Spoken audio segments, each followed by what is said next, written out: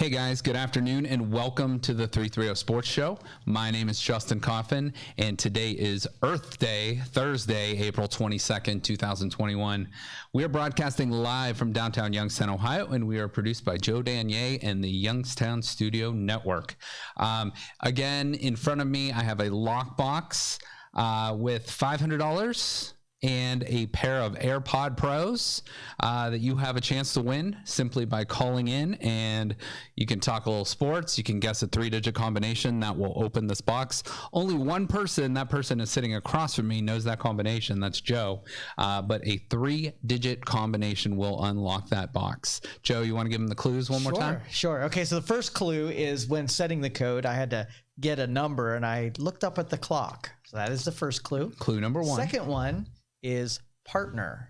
Just one word, partner. Partner, clue number 2. So think of a clock and think of, that could be vague. That could be, sorry, I was just checking. This guy just burned out to his car. But just vague, that could be vague, but partner, that might mean something different to you than it means to me, but take a guess, see what you can come up with. All right, so on today's show, kind of a 2-part show. The second half of the show will be a Zoom call. Oh, by the way, I didn't give out the phone number. If you do want to call in, it's 330-595-1600, 330-595-1600. But again, a 2-part show today. The second half of the show, Brett Franklin and Dave Spires join me. We do a quarterback draft for the NFL. So what we did is we sort of ranked the quarterbacks, and there was only 3 of us. So we basically each took 10 picks, ranked them 1 through 30.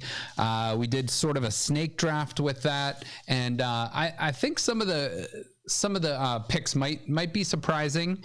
There's a few that are obvious, but some of the picks might be surprising. You're going to want to see where Baker Mayfield lands. Did Big Ben even make the list? A lot of the rookies coming in. So we're going to have probably 5 quarterbacks drafted in the first round next week, with Trevor Lawrence, Justin Fields, Trey Lance, Mac Jones, and Zach Wilson of BYU. So those 5 guys might be in our list. Just watch and check it out. And, I thought that was pretty fun and pretty interesting, and there were some surprises in there for me.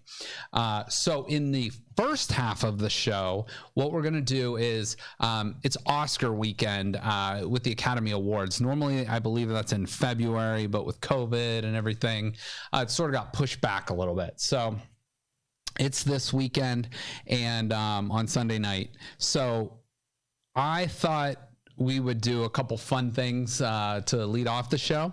We're going to just really quick review our sports movie awards, the winners. But then I was going to talk about some athletes and movies, maybe some of our favorite movies that former athletes have been in, and some other movies that have won Academy Awards over the years. So I think that'd be a good time. And so if you have any, of your favorite sports movies or actors or actresses that have been in, whether it be sports related or actors or actresses playing in any other kind of movie, feel free to share those with us either in the comments section or you can call in. Again, that number is 330-595-1600. So real quick, our movie awards we did back in March. We did the whole big sports bracket movie, and we had a bunch of different categories. And in those categories, I'm not going to go through each nominee in that, but I'm just going to tell you the winners. So we had Best Underdog, that went to Average Joe's of Dodgeball. Best Villain, we had Yvonne Drago from Rocky IV.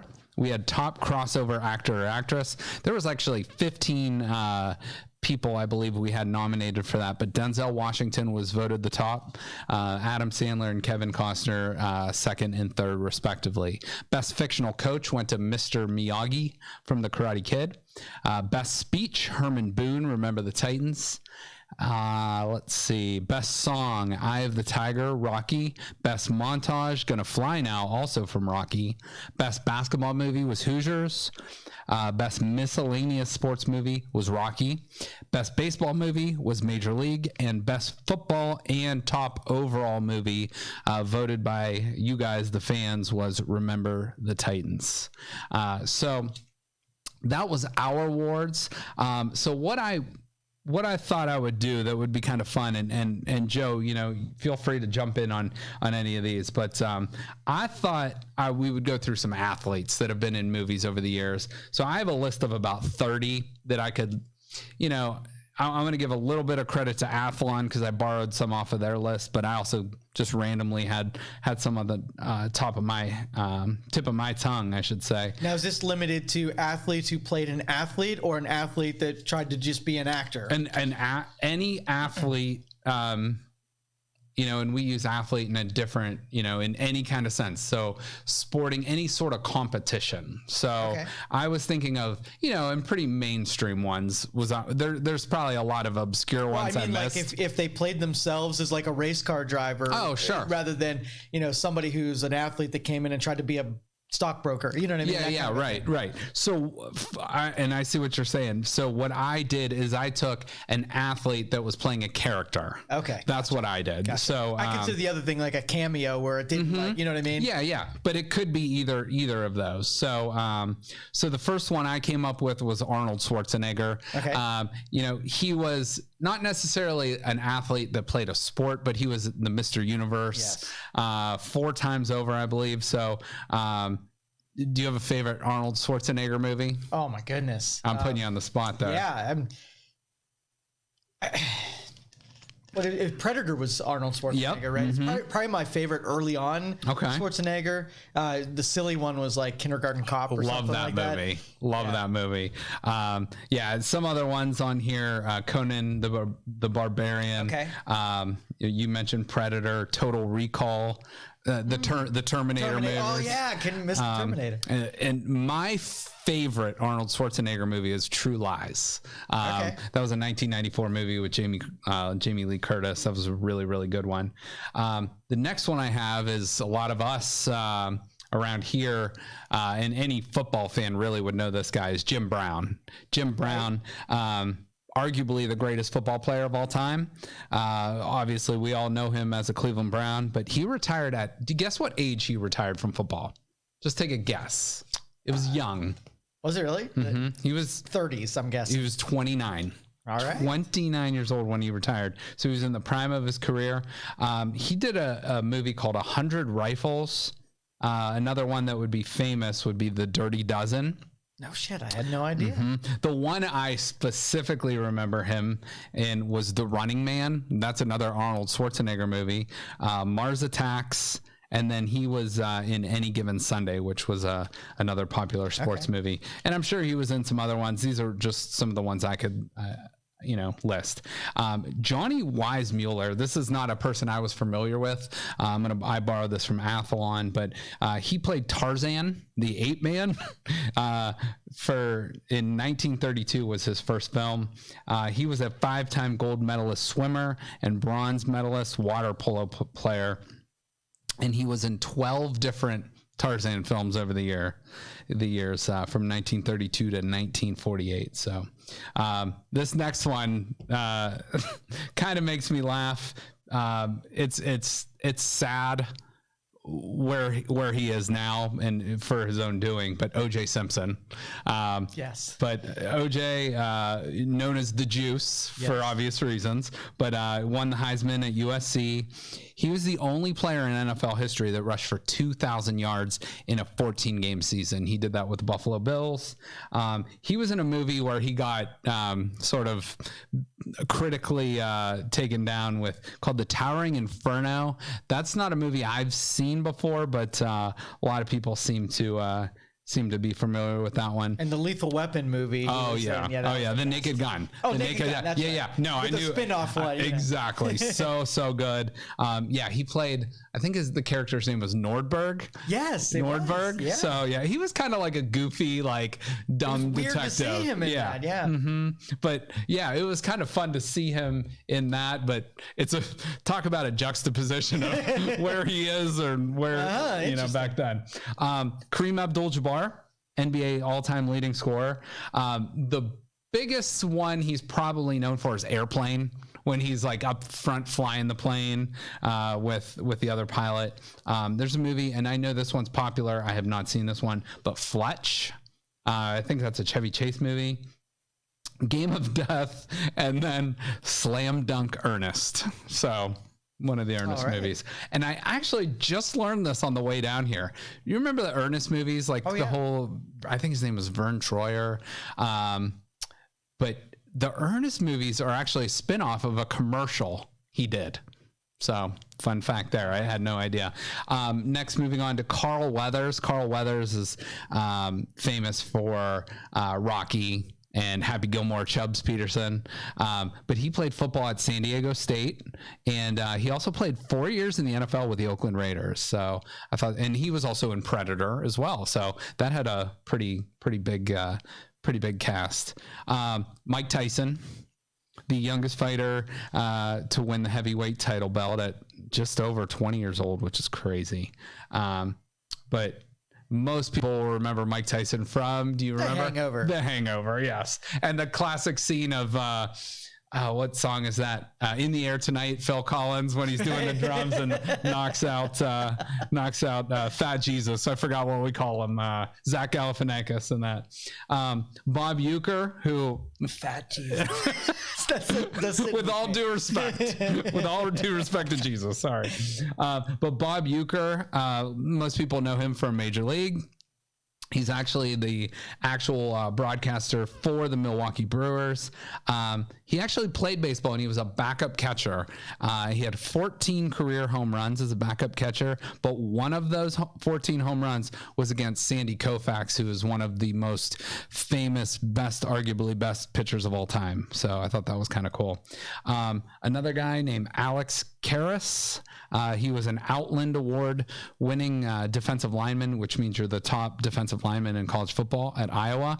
And he was a 4-time Pro Bowler in the NFL. He was in the movie Blazing Saddles, which you mentioned with Gene Wilder the other day. Yep. For wrestling fans, Andre the Giant, and wrestling, I'm not into pro wrestling, but I respect their athleticism. I expect the speed, the size, all that stuff. He was in a movie called The Princess Bride. Oh yeah, I remember that. And I again, another one I've never seen. So seriously, would you recommend that movie? Oh heck yeah, heck yeah. Okay. Even around here, we have some like sayings, cliches that all come from those kind of movies. Okay. Like either some of your soundboard things. Yeah. But okay. Princess Bride was a big one. So that's a 1987 movie. He stood 7'4". You want to take a guess at his weight? 400 at least. 530. Holy crap. 530 pounds. Big dude. Another one, Bubba Smith, Michigan State, #1 overall pick in the NFL draft for the Baltimore Colts. But he was most known for his roles as Hightower in the Police Academy movies, which I do kind of vaguely remember those movies, early 90s, late 80s. Those were pretty funny. This one I loved. I didn't know this guy's name, but doing some research last night, looked him up. John Matuszak, played Sloth from the Goonies.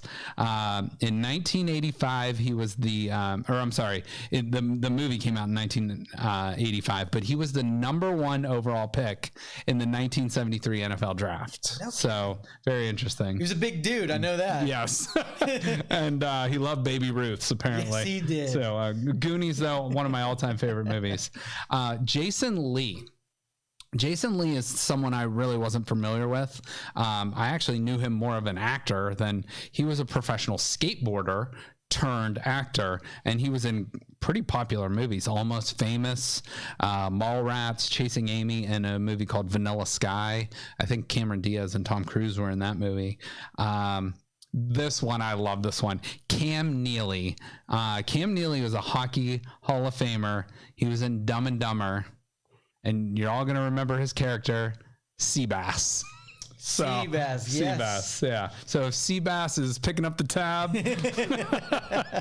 I love that. So very, very good. Roger Clemens played a character called Skidmark in Kingpin.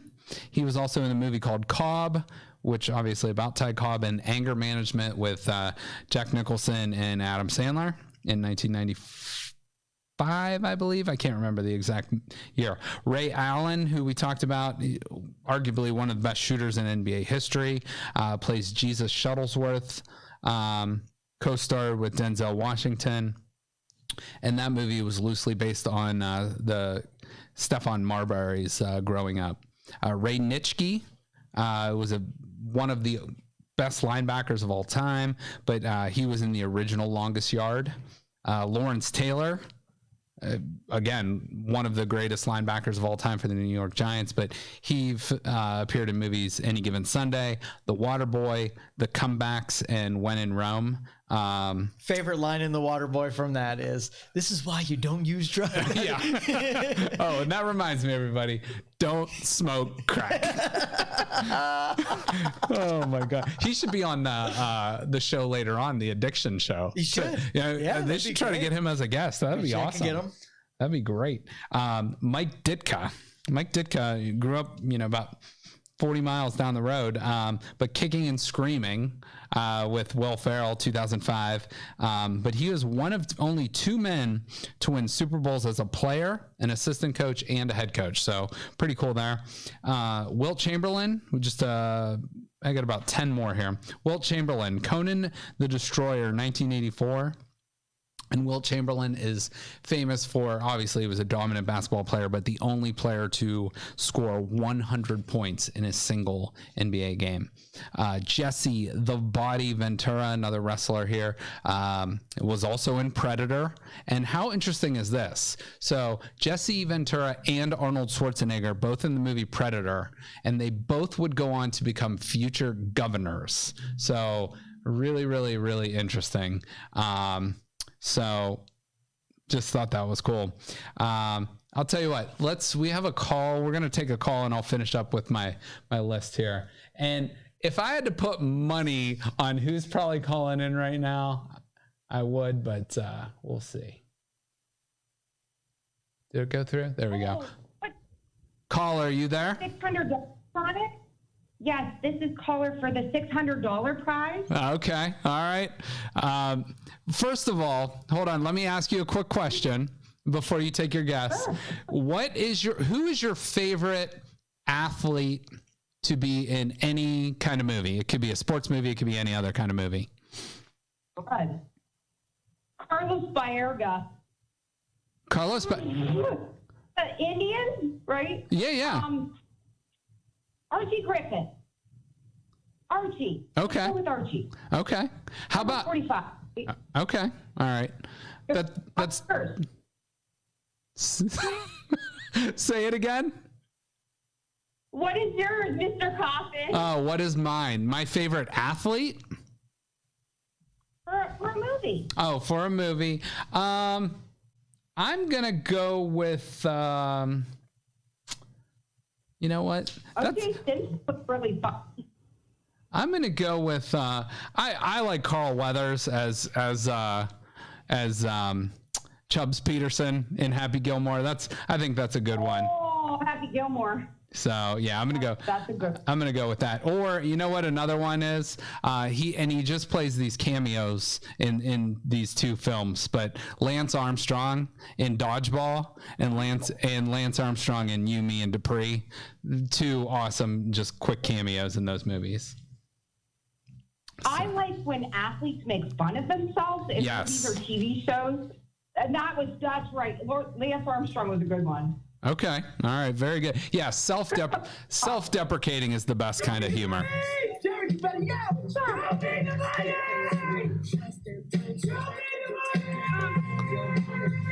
All right, Sarah, Sarah, you ready to take your guess? Mr. Coffin, by the power of Justin, what is the number? Well, I have no idea. Your guess is as good as mine. Only one person on this show knows, and that's not me. So. But our invested in Joe. Jesus. And Jesus. I don't know, 300? You going with three? Sorry, guess. No? That's played out. You're going with 300? 300. Okay. Oh, come on, I need that money. Come on, Joe. No! I'm going back as fast Freddy. All right, perfect. Thank you, Sarah. Have a great day. Thank you, O.J. Simpson. Okay. By the way, hopefully I never would like to be compared to O.J. Simpson unless I was unless I was running with a football. But all right, a few more here to close out. Thanks for Sarah for calling in. If anyone does want to take one more guess at this lockbox, 300 is off the board. 330, I can tell you, is off the board. But remember Joe's clues. Look at a clock and partner. So think about that there. Okay. So to round this out, Brett Favre or as they would say in their Favre. There's Something About Mary, 1998. Awesome kind of little cameo at the end there. Terry Bradshaw, Super Bowl winning quarterback for the Steelers. He was in a movie called Failure to Launch with Kathy Bates. I believe he played Matthew McConaughey's dad. And also he bared his bare ass in that movie from what I was told. So another do you have interesting a call one. on your, do you see who's, Oh, we have a call? I don't know. Do you see anything? Mine says there's a call there, but it says it's Tiki Barber, so I don't know if that's good. All right, we'll take it. We'll take our chances. All right, caller, are you there? Man, this is Tiki Barber calling from Florida. Not gonna work, caller. No, Bubba Bully, have a great day. Dropped. We should get one of the audio buttons to you know what the improv when they boo someone off stage or X them off stage. Good try though. And there's another one now, but it might be another iteration of Tiki Barber. I haven't heard that name. These are all different numbers though. So Yeah, we got burner accounts here. Probably. All right, let's try this one. All right, caller, are you there? Hello. Oh, hello. How are you? Hello, yes, this is Luke Schuster from the MLO, bro. Ah, Luke. How you doing, man? What are you guys doing? Doing well. I wanted to call and make sure you and Joe are still coming on our show tonight at 8:30. You betcha. We will be on. So you guys are just sending us a link, right? And then we log in from there? We will send you a link on Facebook about 8:25 because we do everything terribly late. So tell Joe's gonna start shaking because he's so organized and we're not. So about 8:25, and then we'll go live on Facebook and we will talk about everything under the sun. That's Sweet. Perfect. Want to make a guess? Yeah. Do I get to make a guess? Yeah, you want to take a guess at the 3-digit? Yeah, I do, because it was a clock and partners, right? Yep. 3 numbers, a clock and partners. 120. What was it again? 120. 120. Okay. 1. That has nothing to do with partners or the clock. Okay. 1, 2. I wanted to sound smart. Hey, Luke. Real quick question too. On your podcast later, by the way, MLO Brothers, check them out. Follow their page. Am I allowed to have a glass of, let's say, bourbon in my hand? Yeah, absolutely. Okay. We're normally half drunk by the time. Come on. Yeah, absolutely. Yeah, get booze. Everybody grab beer. We can drink while we Well, we talk, and we'll have a good time. We'll talk about Youngstown Studio. We'll talk about sports, the 330 Sports Show. Should be fun. And we're going to talk about your regular job, too, right? Project MKC? Yep. Yep. Talking about Project MKC. So we're excited, man. All right. Guys, tonight at 8:30, I appreciate you taking my call. Well, we appreciate you calling in. Thanks, Luke. Have a good one. All right, guys. See ya. Bye. Bye. Is there another one on here? I think that's Tiki Barber calling again. Oh, okay. All right, we'll come back to All that right, Tiki, one. enough with you. Enough with you. Yeah, we'll check that one later. Did you watch MLO Brothers last night, by the way? I saw they were doing something with the Canfield. Yeah, here's my wish. Okay, I wish that every public hearing and those boring things to watch had those two commentating. That's what we need. We need those people to take something that I would never watch more than 30 seconds and have these guys behind the microphone. They really did, stumbled onto a great idea. Oh, heck yeah. I mean, like you said, taking something as mundane and boring as that and making it fun, you're interactive, you're commenting with other people watching. I think that's a great idea. So hats off to those two. And I know Joe and I are excited and looking forward to checking them out. So you can watch us later on 8:30 on their show. So we'll again, share that out later. All right, I'm going to try to get through this list without Tiki Barber or somebody else coming in. So another one, Dan Marino, Ace Ventura, Pet Detective. Yes, right. Of course, Ray Finkel. Out, Laces out. And Finkel is Einhorn and Einhorn is Finkel. So that was great. He was also in Isotoner commercials, which were the gloves for anybody too young to remember that. I mentioned Lance Armstrong. Derek Jeter in the movie The Other Guys. If you've never seen the movie The Other Guys, it is one of the sneakiest, funny Will Ferrell movies I've ever seen. I would put it probably number 3 behind Step Brothers and Anchorman. And Semi-Pro. I mean, Jackie Moon is my favorite. The character, Jackie Moon. The character's really good. I'll punch you in the junior, man. Or what do they care? You jive turkey? But I'm telling you right now, if you've never seen The Other Guys, you got to go watch it today. Yep. It is awesome. Marky Mark's in that with him. Next one I have, and let's see, I got about 7 more here. And that's Mark Wahlberg. Okay. Mark. Did you ever see the clip with him and Eminem? And there was a show called TRL Live way back on HBO or on MTV. I'm sorry. And Eminem keeps calling Mark Wahlberg Marky Mark, and they literally almost get in a fist fight on live TV, and it was hilarious. Because he went straight, and he's total actor. He's no longer Marky Mark. And he's a really good actor, and they have a great family that does a lot of stuff here. We might have another caller here. We'll find out on that. But George Murasan, which is he was 7'7" basketball player called My Giant, and that was a movie with Billy Crystal. Michael Jordan, Space Jam, we've kind of talked about that, but not the greatest of movies. Shaq in Blue Chips, which was a good movie, and then Kazam, which was about the worst movie you could ever do. Way too hard on that. Do you have the Billy Madison one on the board? Let's see which one it is. I feel like the director should have been told this. Insanely idiotic things I have ever heard. At no point in your rambling, incoherent response were you even close to anything that could be considered a rational thought. Everyone in this room is now dumber for having listened to it. So that's what the director should have been told after thinking about making Kazam. Just a few more here. Clay Matthews Jr., which son of Clay Matthews. Pitch Perfect 2. So Pitch Perfect movies are sneaky good, I think. Dennis Rodman was in a movie called Double Team with Jean-Claude Van Damme.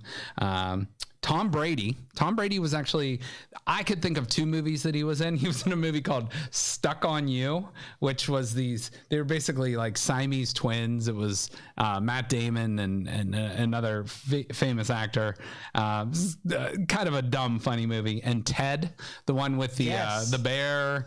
And that's another Marky Mark. Yes, Marky Mark in that one as well. And I'm going to close out the list with 2 wrestlers. Hulk Hogan, right? Which he was in a movie called Mr. Nanny.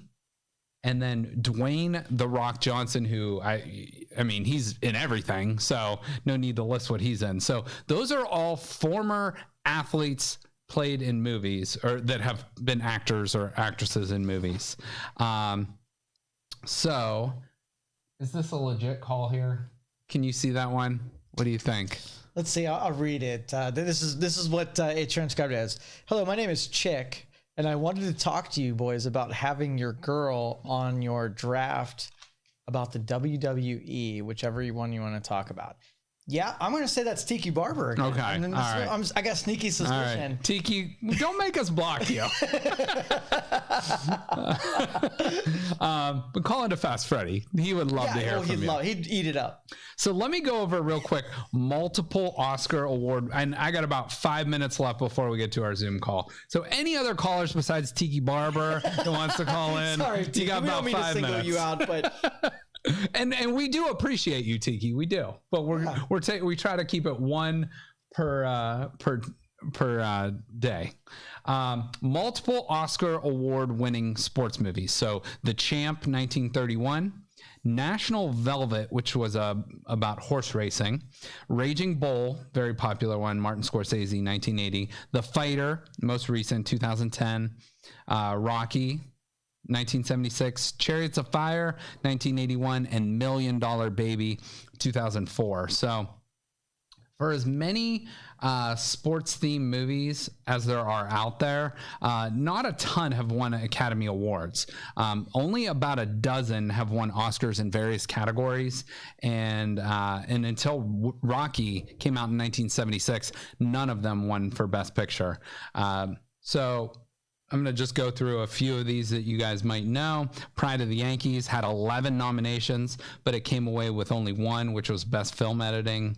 The Hustler, which was a great Paul Newman movie, had 9 award nominations, including Paul Newman for Best Actor. He did not win, but they just won 2 Oscars for Best Art Direction and Set Direction and Best Cinematography.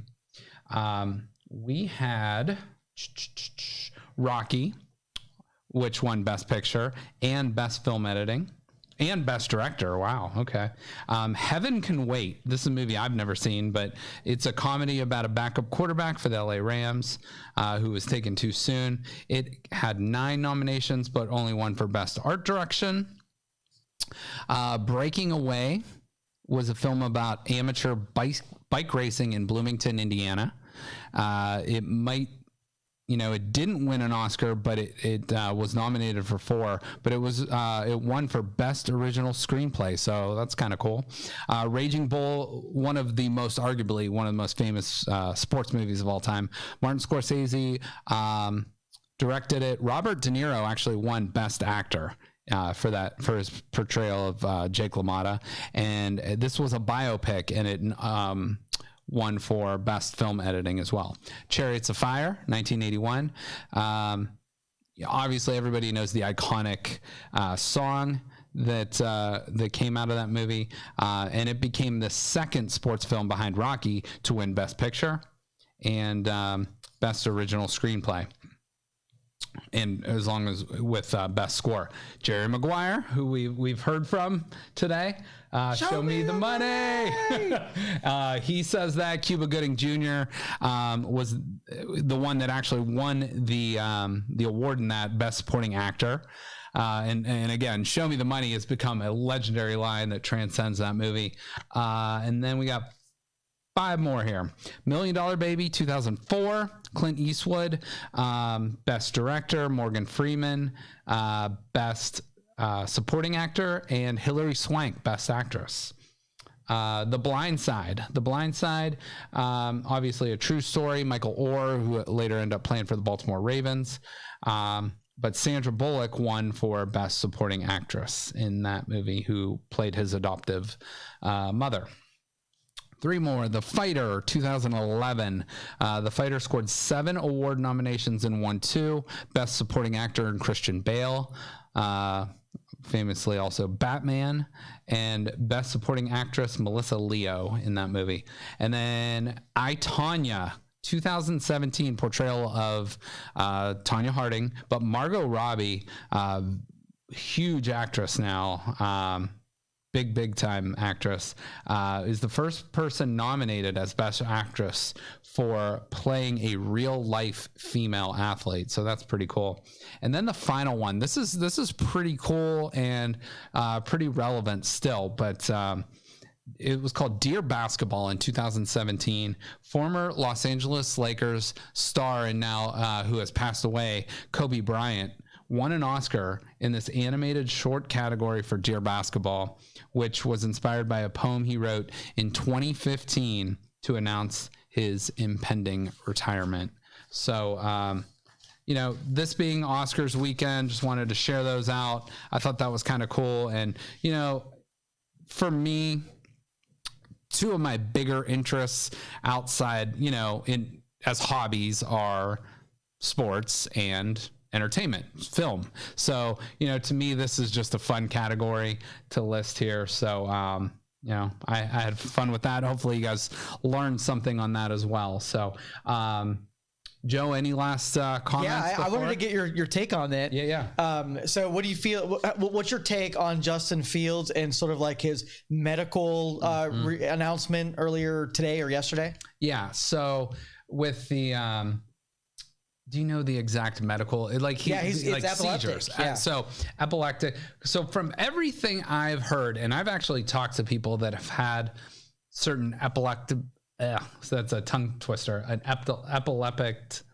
Oh my God. Epileptic episodes throughout their life, and everything I've heard is they've sort of grown out of that, or it's easily dealt with through medication. And he is a guy that has played in the brightest stage, the biggest stage, and had no issues. So I don't know if teams got that out of him or he, shared that information on his own. But I think for him to, if he shared that on his own, hats off to him for doing that. Does it hurt his overall chances in the first round, though? I don't think it should. I honestly don't think it should, because again, he played at Ohio State at the highest level. Everybody saw what he did in his pro day. All his coaches, all his teammates speak so highly of him, and there's no medical red flags. I mean, this is a piece of information that is out there now, but this isn't something that I know it's maybe running the Fields family from what I've heard, but I don't think this should be any strike or red flag against him personally. Just I mean, if an NFL team, makes an investment in you, they got to know going into it that you have that condition. But I'm with you. If there's ways to control it and it's never affected your gameplay, but I still think that like if you're plowing a first round draft pick, you got to be certain that that's a starter that can come in. And I'd clear that completely. And I don't know. I hope it does. I kind of looked to see if there was any predictions that changed about the first round after that, but it seems like everything stayed the same. Well, and this year's draft is so interesting because I've seen him, anywhere from second going to the Jets to 24th to the Steelers, which is insane. That big of a gap. Normally, if you're a top prospect, there's no chance you're getting out of the top 10. And I severely, don't think any team is going to let him escape the top 10, especially quarterback needy teams. So the Jets, the 49ers who want to replace Garoppolo, the Falcons possibly. I know the Denver Broncos would be an interesting spot. Possibly Carolina. So there's a lot of quarterback hungry teams. New England, Pittsburgh. There's a ton of teams. But, me as an Ohio State fan and a Browns fan do not want to see the Steelers trade up and nab him. Honestly, I don't even want to see the Patriots take him. I would love to see him go to the 49ers in the NFC. So the Browns only have to play him every now and then, or possibly in the Super Bowl. But ooh, I like how that sounds. That does sound good. Cleveland 49ers Super Bowl would be awesome. Oh, yeah. But I really think a lot of times these guys, it depends where you land. And for Justin Fields, to me, the best spot would be to the 49ers. Yeah. You got a head coach that's very similar to Stefanski and Kyle Shanahan. You have a really good team there, and he could sit behind Garoppolo for a year and then take over next year. And, maybe even get a little bit of time playing this year. So just my thoughts. What do you think? Is going to affect his stock? I'm looking at it. I mean, you got to take it into consideration, but the medical staffs at these places rival what's in hospitals, so they know better than, sidelined us whether or not that's a thing. So I'm interested to see. I got two more things for you. Please. Yeah.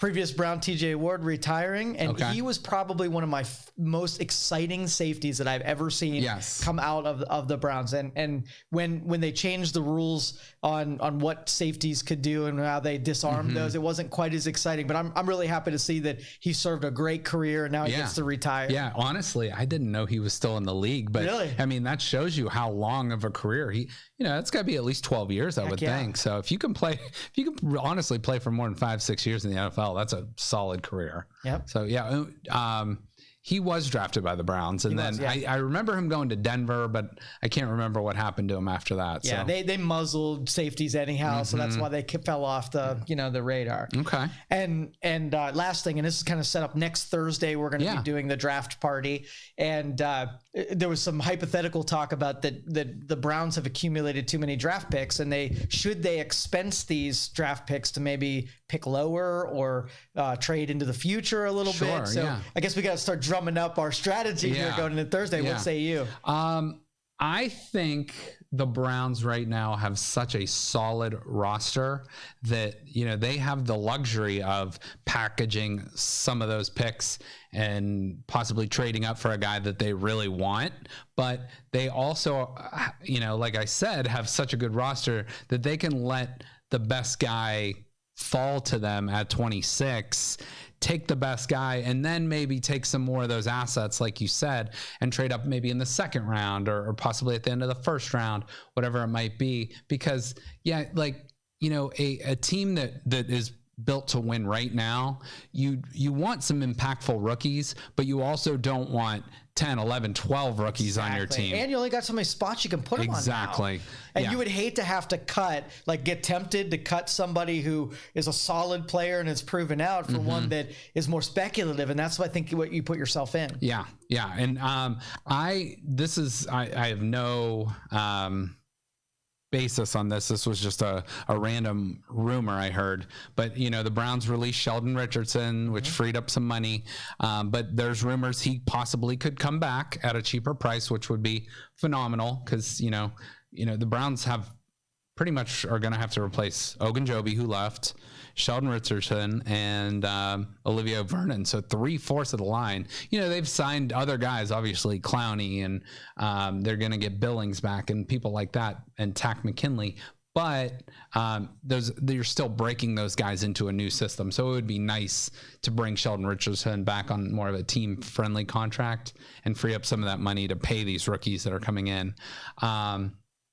But one rumor I heard that was very interesting and very intriguing to me for a proven guy was the Browns making a trade with the New England Patriots for a cornerback named Stephon Gilmore, who is a proven talent, multi-Pro Bowler.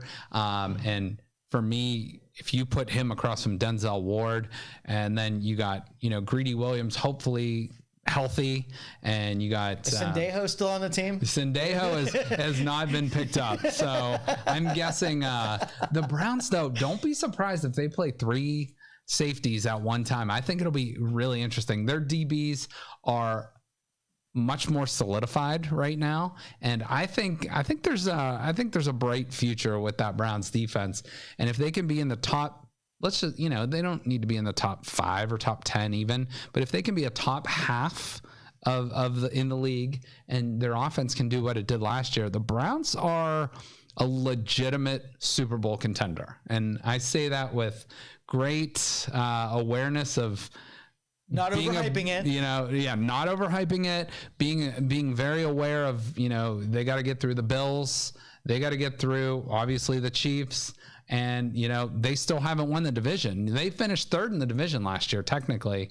So they still got to get over the Ravens. And, the Steelers, a lot of people are down on them, but they're still the Steelers. They're still a well-coached, well-run football team that are getting a little bit older, have some holes on their roster. But, we still have to, we split with them in the regular season. We obviously took care of them in the playoffs, but you still want to conquer that beast, if that makes sense, right. What I'm saying. I'm really surprised that Connor's no longer there. That's a guy that I really feared in that backfield. And for them to split on him with, I thought he was going to be a permanent fixture. Oh, yeah. He was dangerous. Well, he went to the University of Pittsburgh, too, which was interesting. Okay. I think he signed with the Cardinals, I want to say. But, a lot of people are speculating that they're going to take a running back in the first round. Okay. So that'd be interesting. Sense. But again, Mark Smaldino, who was on our mock draft the other day, said he would love the Steelers to take a running back at I think they picked 24,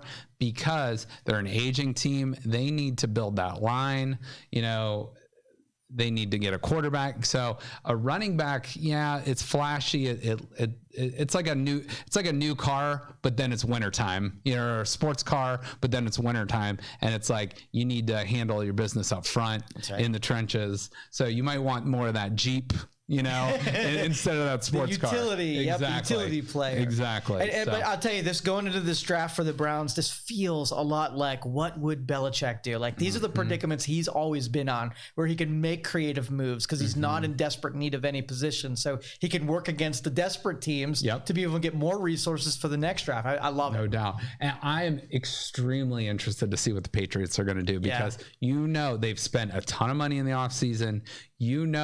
Belichick wants no part of being under 500 this year.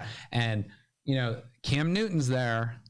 Cam Newton has been great in his career, but isn't quite the same guy he's been.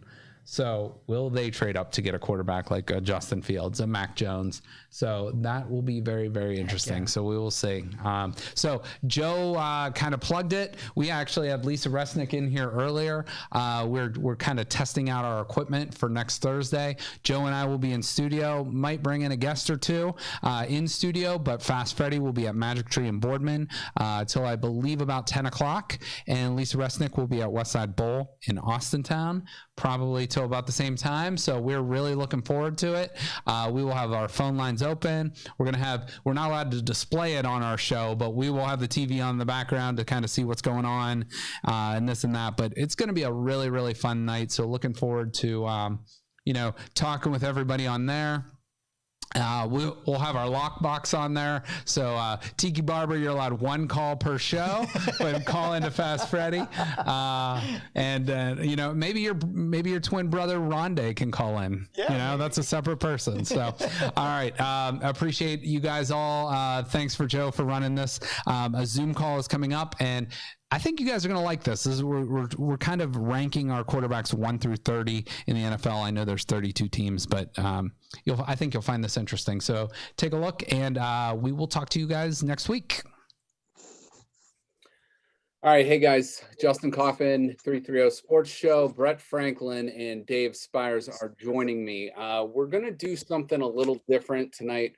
We're going to draft quarterbacks. Current NFL quarterbacks plus rookies that are going to be drafted this season.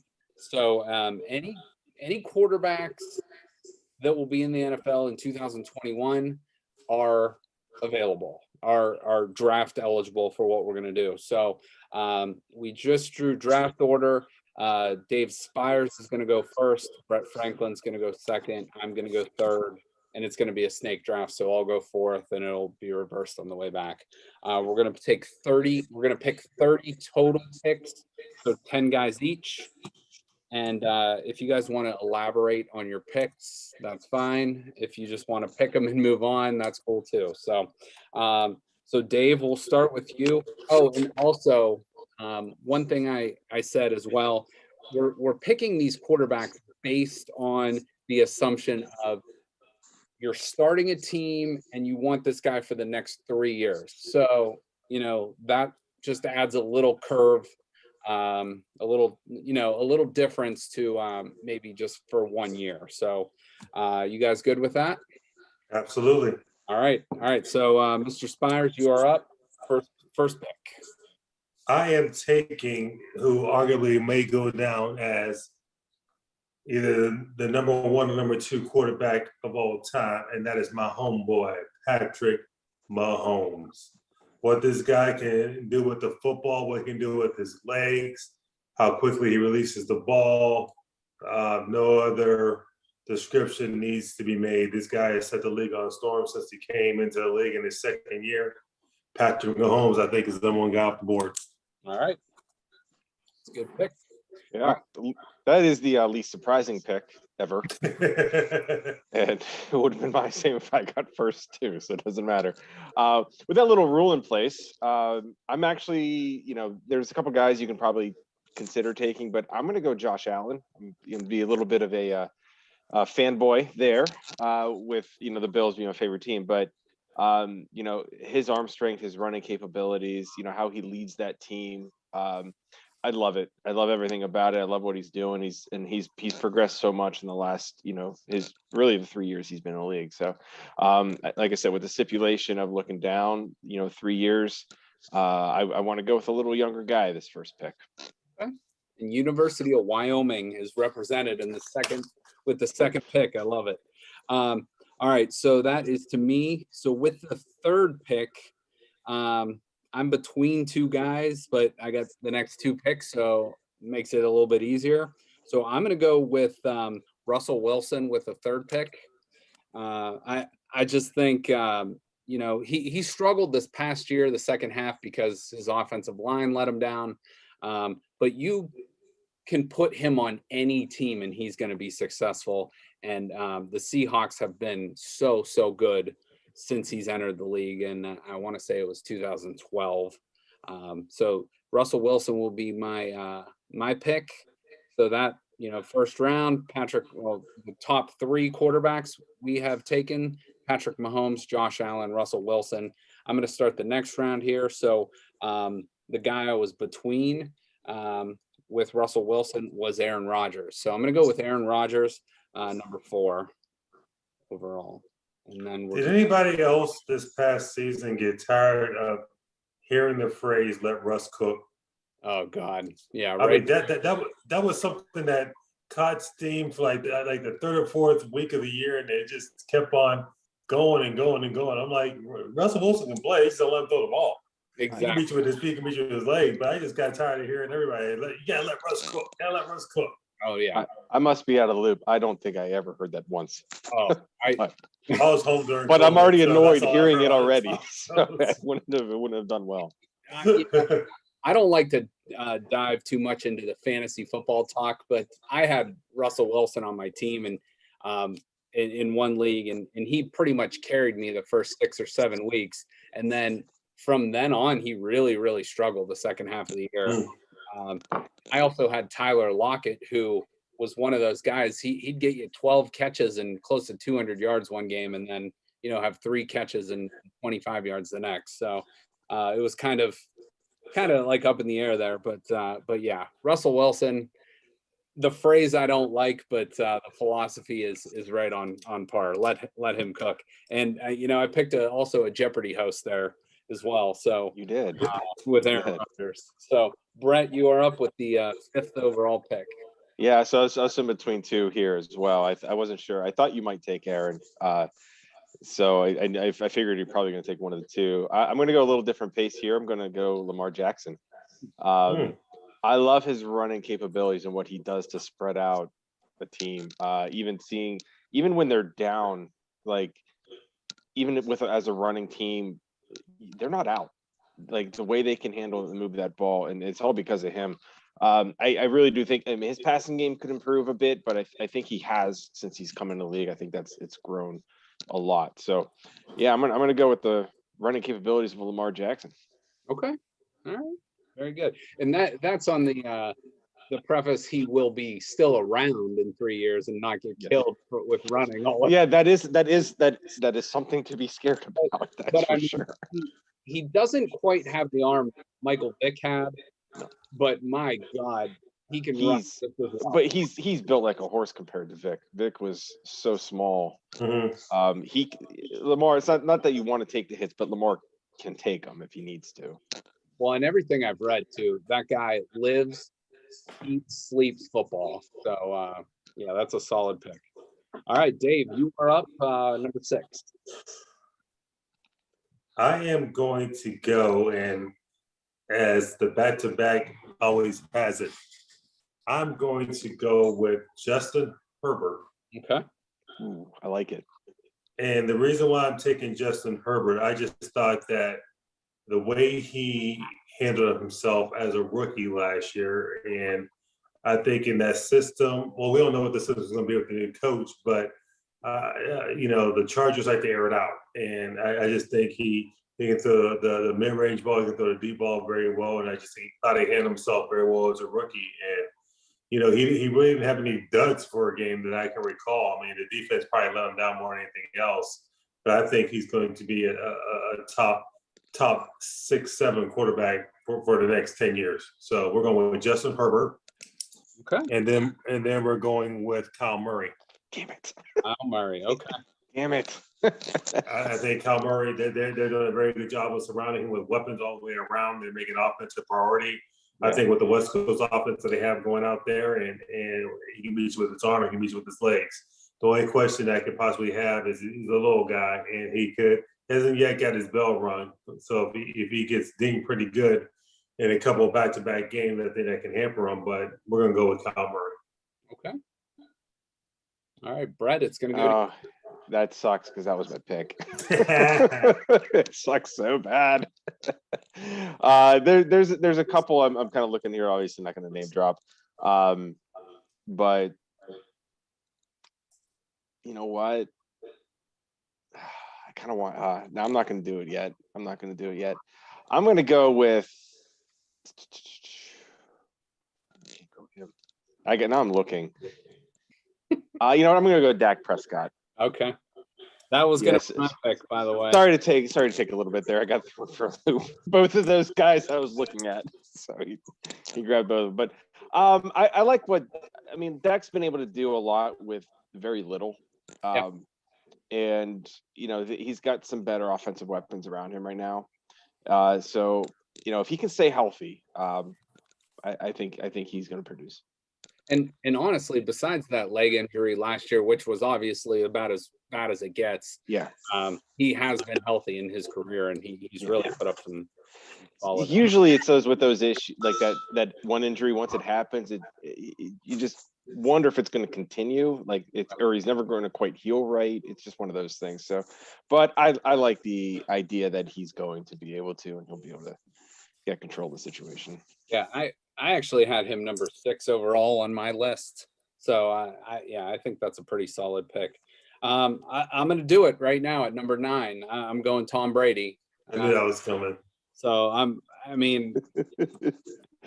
he's playing till he's 50. We know it. I know,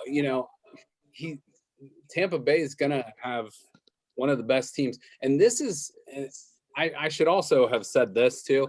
This is assuming you can drop any of these guys, you're starting a team from scratch. So if I'm starting a team from scratch, and I have the 9th overall pick, I think Tom Brady's a pretty good pick if you're playing for the next 3 years. You surround him with a good offensive line. He's obviously not very mobile, but he can pick you apart, and obviously is a winner. And could be. Most people would consider him the greatest of all time. But just the fact that if you're building a team from scratch and you want to set a mentality for your team, even if you have him for 2 years, right? He's going to set the precedent, and he's going to have command of the locker room. So, great point. Yeah, and if and I'm not.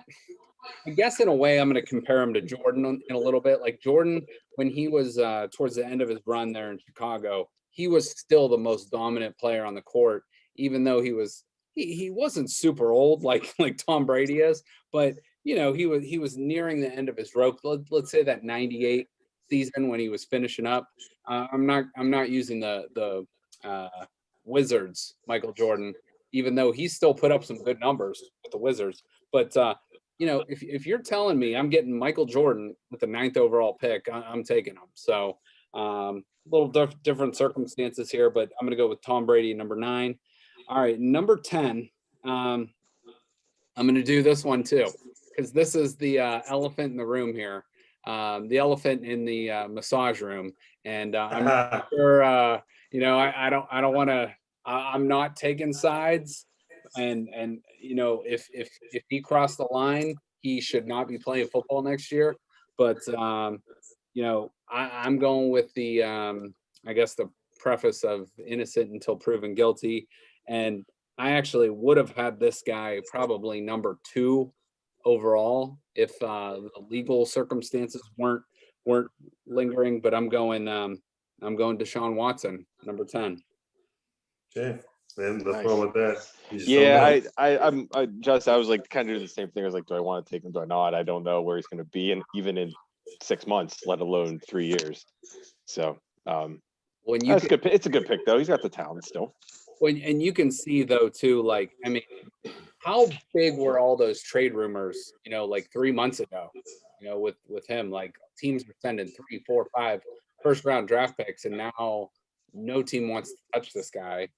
No pun intended. I just find it funny that all of a sudden he wants out, and all of a sudden this comes out. Mm-hmm. Yeah, and I just leave it at that. Yep. So we'll find out. The truth will always come out. Yep. No doubt. All right, Brett, to you with pick number 11. I'm surprised he's lasted this long, to be honest with you. He's more of a game manager, so I guess it could be why. But I'm gonna go Ryan Tannehill. Oh, wow! I didn't think that was going. Okay.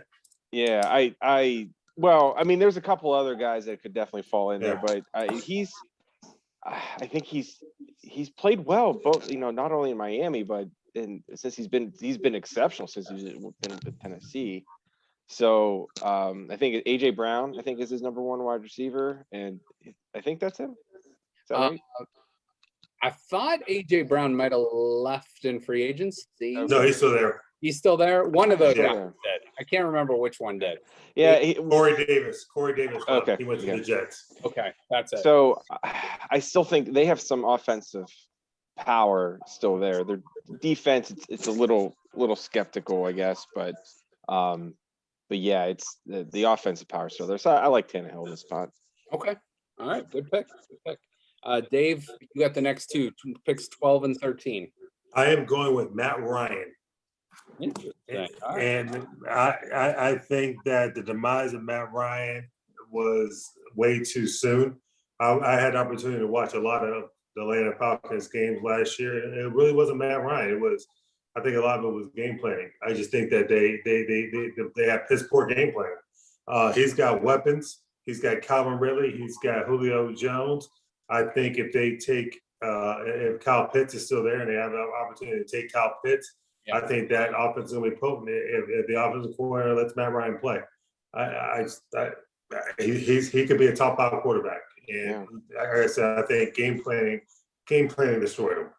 Yeah, so he was on my fantasy team. Not to get too much into that, but there are some days where it's like, okay, kind of what are you doing? But then like there's other days where he just off the charts, like crazy. The talent's all there, and they're locked into him till 2023. And we know what NFL contracts mean anyway, but he's still locked up till 2023. So they're gonna put an effort behind him. So that's a good pick. Yeah, and he's only 36. I mean, look at Tom Brady. He hasn't really been hurt. So my next pick, I'm going with the rookie, Trevor Lawrence. Yeah. Okay. The guy was hyped up. I think, especially after seeing what Justin Herbert did in the past year and what rookies have done previously. I think Jacksonville's got wide receivers galore. Especially, I mean, we know these guys from a fantasy perspective, but he's got guys that can throw the ball to. I'm not too sure about the offensive line, but if he's everything that they're touting to be as he was as a freshman, I think he can take the league by storm and take the league by storm quickly. As long as Urban Meyer doesn't get the man killed by running the damn read option like he did with every other quarterback he's had, I think Trevor Lawrence could be a mainstay in the top 5, not necessarily year 1, but year 2 and on. So we're going with Trevor Lawrence. All right, good pick. Good pick. Brett, to you. Yeah, I debated taking him a couple picks ago, but I just couldn't pull the trigger. I think I'm going to go a little safe here because it's getting a little thin. But I'm going to go Baker Mayfield. Okay. I was taking him next if you weren't taking. You broke Justin's heart. I know you did. I probably did. And I'll put it out there. I had Baker Mayfield ranked number 9, but a lot of guys fell to me where I didn't think they would. So I had Baker Mayfield 9, and I mean, falling to 14, I think that's pretty good value for Baker Mayfield. I would consider him a top. I mean, he's definitely top half of the league, but I would consider him in that top 12. Jury's still out from a Steelers fan. Yeah, no, I understand. We'll see. We'll see this year. Yeah, he showed me a lot this past year. I thought he game management. He made throws when he had to, and we'll see what he does this year. Yeah, and we'll see what he does this year. And just maybe again from a Browns homer here too. I think the stability for him will be huge. All the same coaches back. Pretty much all his same weapons back and a great offensive line. So, and the 2 best running backs, tandem maybe in the league. So, yeah, I think that's a good pick, Brett. All right, so I am up for the next 2 picks. I am going to take the other Ohio quarterback here. I'm going to go Joe Burrow, 15. I think when healthy, when protected, he is going to be something special. We did our mock draft on the last show, and I really wanted that Penei Sewell to go to the Bengals, to keep, I hope Joe Burrow gets beat up twice a year, and that's by the Cleveland Browns. But, I really do root for this guy, but they got to get him some protection. Yeah. They do have some nice weapons already at receiver, but they got to get this guy some protection. So Joe Burrow, to me, number 15. All right, so we're going to enter the second half here, and we'll go a little bit quicker, but it gets a little more slim pickings here. With 16, I think this guy's in the same fold as Matt Ryan. I'm going to go Matthew Stafford here, former number 1 pick, but in a new system with a really good team in LA. So I'm going to go with Matthew Stafford with pick 16, which is going to be up next to Brett at pick 17. Yeah, I'm not liking options already. So it's gonna get slim. Oh, it's getting slim pickings already. You know what though? I'm gonna take a chance. I think it's about time to do that. I'm going to assume where he's going to be drafted, but I'm going to go with an Ohio State goes to the 49ers. Okay. Going to the Jets, I would not be so ambitious on that pick, but I think the 49ers are a good organization. I think that'd be a good landing spot for him. But this is also assuming, you're putting him on X team, and just drafting. So you're going on the talent. Yeah. Okay. All right, Dave, you got the next 2 picks, 18 and 19. I'm going with Carson Wentz. We'll see if a fresh start can do the boys some good, and they protect him. I think they got good offensive weapons for him to throw to as well, and the offensive line there is not too bad. So we're going to go with Carson Wentz. Okay. With a fresh start. Hopefully, it doesn't destroy the locker room. And then I'm going with his the guy I took over for him. I'm going to go Jalen Hurts. Ooh, that's an interesting pick right there. Yeah. Did you see today? It's open competition. I saw that, but I think that's just to make the young buck, make the young buck come in ready and just let him know that it's not handed to him. He performed well last year. I liked it. Yeah, I'm not that. You just don't trade. Carson Wentz if you on a hope or a prayer. I think they buy into Jalen Hurts, and who knows? We'll see. He can reach with a leg, and we'll see what he can do with his arm. Okay. I think he's a boomer bust guy. I think he's I agree. So I mean, at this we'll see. At this stage, why not? Okay. I'm not the GM. I'm not living down with this guy. I'm trying to get the people what they want, baby. Put the asses in those seats. All right, Brett, to you. Pick number 20. I'm gonna go. I didn't think I'd take him, but I'm gonna go Kirk Cousins. Okay. I was kind of hesitant on doing it, but you know what? He's got some talent around him, at least in wide receivers. And at times last year he showed it. Now you know he's been around a bit, but you know I'm okay with him. Yeah. Okay. All right. Very good. All right. So that means I think Kirk Cousins, by the way, is a real safe pick. Like if you're starting a franchise or if you need a guy to just come in and, you know, do what you're doing, you know, he might not win you a Super Bowl, but he's going to win you some games and get some stuff done. So basically what you're saying is you like that. I like that. Great freaking line. I wish I had that queued up. Should have been ready. All right. So me for 21, picks 21 and 22.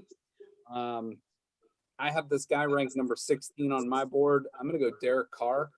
Mm-hmm. You know, he's another guy. I think if he's in the right situation, I think he can be a real star in this league. At least the top 12 guy with potential. But he can also, we've also seen him have awful games, you know, too. So I'm going with Derek Carr with 21.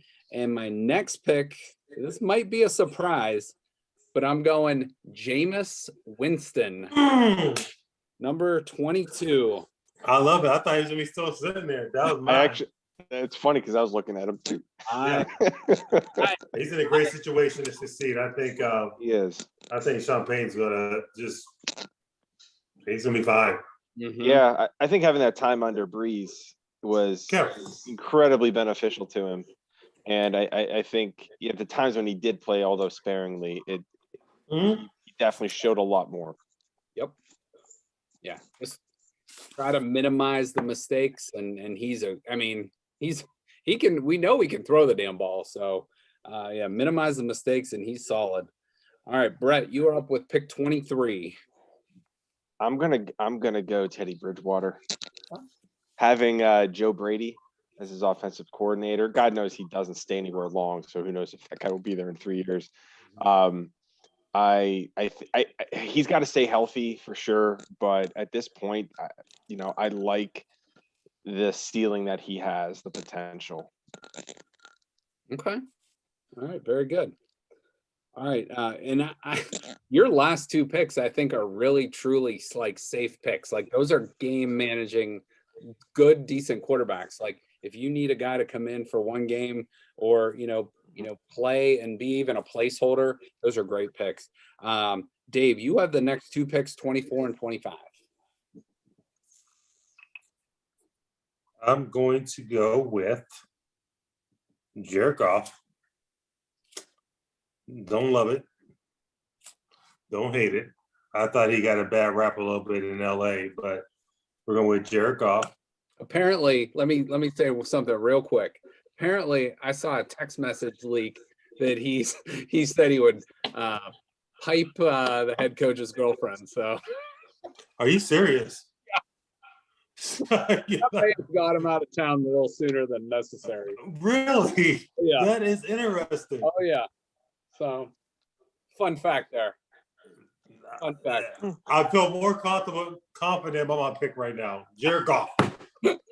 Shoot your best shot. And then for my next pick, they're going to surround this guy with weapons. He makes bad decisions. He's peaked a little bit towards the end of the year. I mean, Danny Jones, I guess. He's a starter. We'll see for how long. He's young. That's the one thing he has on his side. But yeah, you're not wrong on those mistakes. Yeah, yeah. Well, you know what? We'll see They'll draft the receiver they have to, and with Saquon Barkley being healthy, hopefully for once in his life, what a running game will do for him. Okay.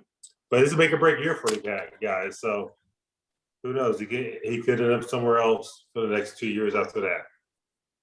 Good point. All right, we are down to our final 5 picks. Brett, you have pick number 26.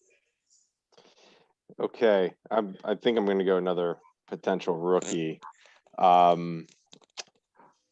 Just because he's young, so it just gives us time to have him. But I'm going to go with Zach Wilson. I'm not a fan of the Jets by any means, but I'm going to take a shot. It's really all this is about, just taking a shot. Yeah, right. We are going to evaluate this in 3 years, and the loser has to buy everybody dinner and drinks. So I'm game. That'd be interesting. How do we keep score? That's Touchdowns, interceptions, and wins. There we go. There we go. All right. Crap. Criteria 3. Why'd I take a jet? Damn it. All right. So I am up with the next 2 picks. If this was, I'm going to name drop one guy. I was going to say if this was for 1 year, I would take Big Ben here. But since it's for multiple years, I'm going with somebody a little bit younger. I am going to go. Oh man, I think I'm going to take this guy because I think he's going to be in a better situation. I'm going to take Trey Lance here. Another rookie. I think he might end up with Carolina. I think he might end up with Denver, and I don't know. We'll see. Franklin, you had him mocked in our draft to what? Carolina, Atlanta. Oh, Atlanta. No. Sorry, no. You're right. It was Carolina. Carolina. It was Carolina. I honestly don't. Well, we couldn't pick. It was with Sam Darnold, but it was we couldn't pick trades, and I'm not completely sold on Darnold, and so I know that's been a revolving. I won't say revolving door, but it's been a source of pain for Carolina, the QB situation. So I thought maybe they take a chance, and since we couldn't trade anything, I thought that was a safe pick for me. Okay. All right, and then for my last pick here, we're all going to make our last pick here. For my last pick, I am going to go with a veteran, a former MVP, with one of the greatest coaches in NFL history. I'm going with Cam Newton because I think they surrounded him with weapons this year, and I think he's got a few more years left in him. And again, if he's one of those guys, hell, it's my last pick. I'm going to take a flyer on him. Former MVP, can still run the ball. Last year, towards the end of the year, couldn't throw the ball more than 15 yards. But hopefully this offseason he got healthy. And my God, that guy is built like an absolute machine. So I'm trusting he's going to be able to throw the ball at least 20 yards this year. So Cam Newton with my last pick. So Brett, you have pick 29. There isn't a person on my list I want to take. not a single one. So you know what? I'm gonna go rookie here. I'm gonna go Mac Jones. Okay. God, I have 3 rookies. Oh God, help me. No. Well, I better start saving up for that dinner and drinks. Well, 1.5 of those guys are panning out. We are on to our last pick, Mr. Spires. You have pick number 30. I am debating between 2 guys. One will be Tua, and I'm not even going to attempt to pronounce his last name. The downside of Tua is the fact that they didn't let him throw more than 7 yards. Mm-hmm. And I thought they had decent weapons. So with that said, I'm going to bank on a player that needs to produce. He won't play next year unless somebody gets hurt. He might not even make the team. I know who you're going with already. But I'm gonna take this pick with my heart. I'm writing them down already. And Lord, we need this guy to produce. And if he can be the guy, I can't see it. we're going to be relevant for the next 8 to 10 years. If he's not the guy, we're in trouble. So looking at my T-shirt, I'm going with the former first-round pick, either the 15th or 16th overall. I'm taking Gary Coleman.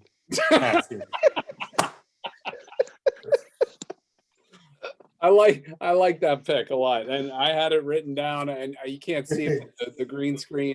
But, I'm taking Haskins. If he can be the guy who replaces Ben next year, not next year, but the year after, Pittsburgh's not going to miss the beat. I think, sort of what we talked about with Jameis. I think sitting under Big Ben is going to be a huge attribute to him. I think his maturity level, he wasn't ready for starting. He wasn't ready for any of that. And I think being able to now sit back, learn systems, and also learn it. And, we can hate the Steelers as much as we want. That franchise. Whoa. Hold on. These two right here. We ain't done nothing to you, man. The franchise is amazing. They always produce. They do it the right way. Oh, trust me. There's mutual hatred there. It exists. No, but if you guys are always producing and you guys are always there, and it's because of the way they run things. And I think that Dwayne was put in a really good situation. Yeah, agreed. And I think hatred, I will say, is a form of respect, because if a team sucks, you don't hate them as much, unless we're talking about the team up north, But at this point, it's disdain for them. It's not so much hatred because they're so bad. But Haskins, it would be nice to see him succeed. I ideally, when he signed with the Steelers, I was kind of like, damn it, he's gonna be good there. But part of me wants him to do well. Part of me, as a Browns fan, doesn't. But yeah, I wish him good luck, and we'll see what happens. So, gentlemen, I just want to say thanks again for doing this. This was interesting, kind of fun to do. So, all right. So, with that said, I'll sign off. But again, thanks, guys, and we'll get back to this next week. We're going to do wide receivers and NFL head coaches. So, if you guys are available, we'll get you on for that. Have a good night. All right. Spires, by the way, I'm drinking Weller over here. I was wondering what you were drinking. Yeah. I got Davies County. You're still recording. Oh, I know. Oh, okay. I got Davies County. Shit, I want Weller as a sponsor. I can't get him. I'm trying to get him on screen here. See, well, you gotta get a glass. Lex Road Distillers, baby. And I get some free bottles. Exactly. I'm drinking Modus Brewing out of Minneapolis. Okay. Get a local. Hey, it took Kirk. So get a local brewery, and we'll get them to sponsor the show. So I'll see what I can do. All right, gentlemen. Cheers. Have a good night. All right. Thank you for listening to this show on Youngstown Studio. If you like our programming, we invite you to subscribe to our YouTube channel, follow our Facebook page, or subscribe to your favorite podcast platform like iTunes or Spotify. This is original Youngstown content, and we would appreciate you sharing the videos and the word about us.